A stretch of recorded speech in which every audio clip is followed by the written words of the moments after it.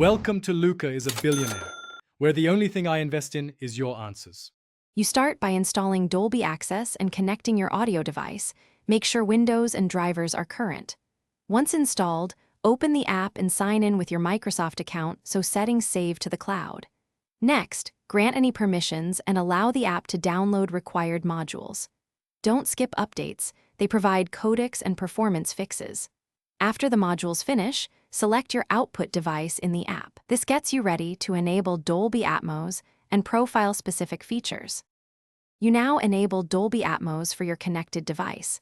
Select the correct profile, Dolby Atmos for headphones or Dolby Atmos for home theater, and apply it to the active output. Once enabled, pick a preset like movie, music, or voice, and then fine-tune using the equalizer to address bass or treble needs. Use the app's demo tracks to audition changes.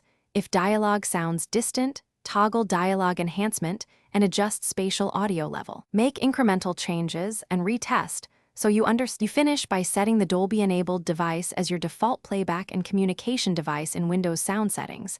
This ensures apps route audio correctly. Once done, test with multiple apps and content types to confirm consistent behavior.